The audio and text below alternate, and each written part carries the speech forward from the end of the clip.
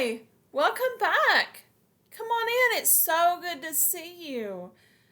Grab a chair, grab some apple cider, grab a little kitty. She's coming around.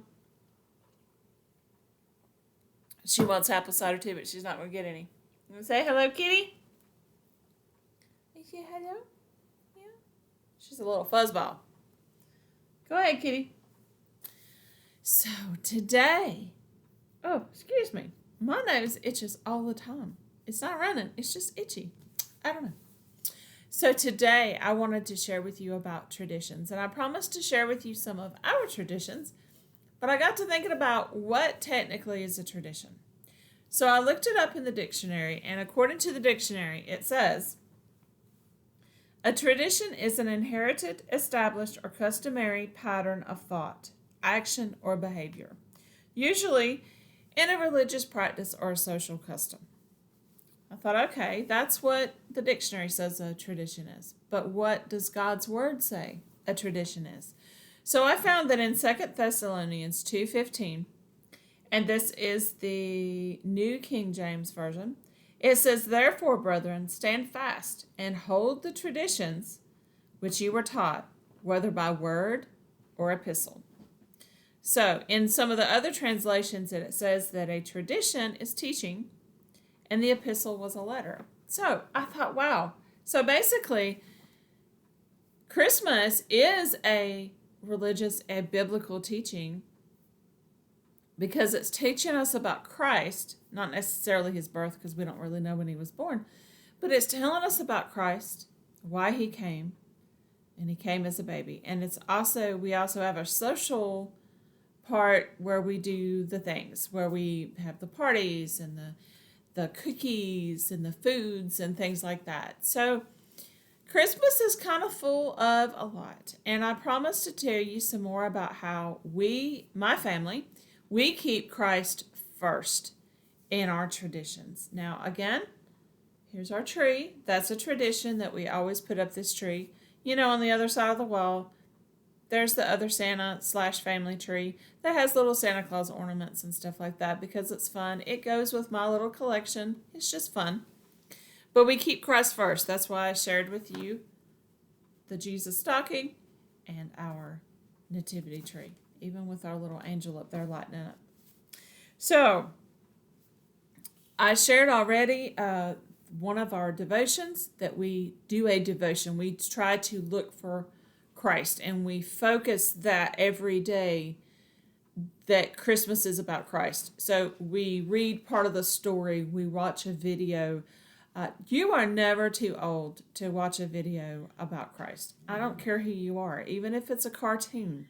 It might be the little drummer boy. You can still get a message out of that. I don't care who you are. Yes, I watched that video. So another video. No, that will be another video for another day. We'll see. Maybe one year. Another Christmas tradition that we have is that Christmas Eve, our family gives Jesus a birthday party. Was he really born on Christmas Eve? I don't know. Christmas Day? I don't know. But that's when we celebrate it. So we make him a Jesus, and we call it a Jesus cake, and it's like a birthday cake. We put candles on it. Our boys, when they were little, they would help pick the flavors and they would help pick the decorations. And so, when our boys were little, Santa got Jesus cake on Christmas Eve. He got to celebrate with us too.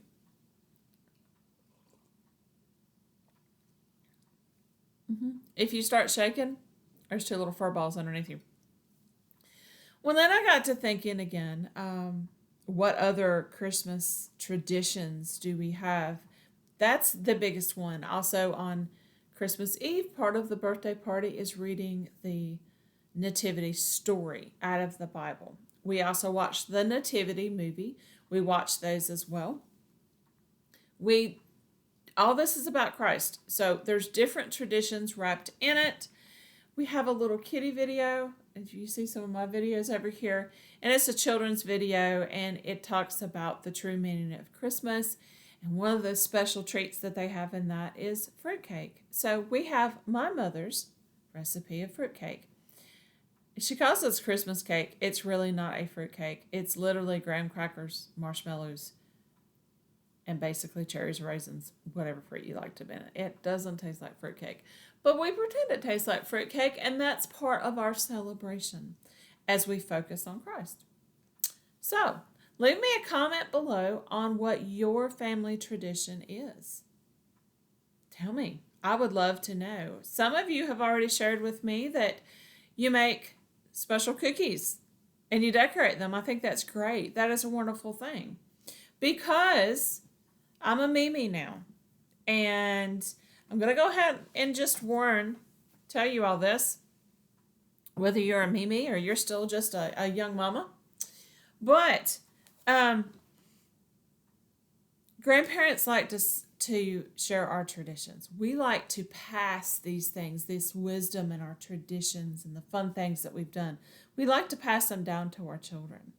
So if you are a young parent, mom or dad, keep that in mind because the grandparents want to share this with their grandkids. So keep that in mind as you're planning your holidays, that there's going to be times Grandma and Grandpa, Mimi, Pop, whatever you're called, we're going to want to share that with our grandkids because it's special to us and we want to share that specialness to them. So keep that in mind as you're planning your holidays, that grandparents have traditions too. And here again, Grandma, Mimi's, grandparents, the younger generation, mom and dads, they have new traditions that they want to establish in their families.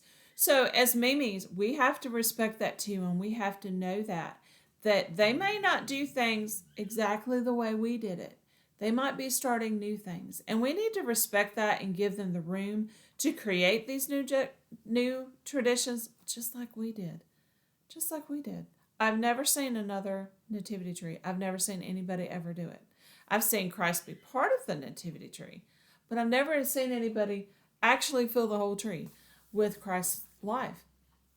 That was a special tradition to me. Would I love to pass this on to my grandchildren? Yeah. But you know what? They may want to do something different. Here's a tradition that has been passed down. When I was a little girl, my father had his Lionel train.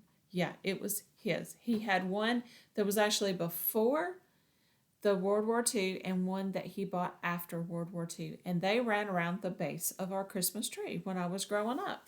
Every year the train was there with the tree. Now, I don't have a train. My brother inherited that. But here's something fun. My son went out and got a train, and it runs around the base of his tree. So even though my little granddaughter doesn't know her great-grandfather, she never got to meet him, Trent still has those tiny little memories, and he's able to start that new tradition. Even though it's not the same tree, it's kind of the same tradition, but in his way, which is a really neat way to do it. So what I'm saying, have grace and love with your family as you establish new traditions. And sometimes we have to compromise a little bit. But remember, try to respect those traditions and don't just I'm not doing anything. Let's try to meet in the middle and where we can all enjoy the holidays and just share Christ's love. That's what Christmas is about, was Jesus coming in love. He came in love to save us. And as Christians, we want to spread that love to others. So I'm so glad that you came. Hit subscribe. Please, please, please leave me a comment below on what your Christmas tradition is. I want to know. This is really cool. I love to hear how people celebrate the holidays. And please come back. We're going to be having some more fun, more tips for the holidays, how you can make life easier, because again, we want to slow down and take a breath. So I'm going to show you some of those things on how I do that. And we will look forward to seeing you. So thank you for stopping by. I love you. See you next time. Bye-bye.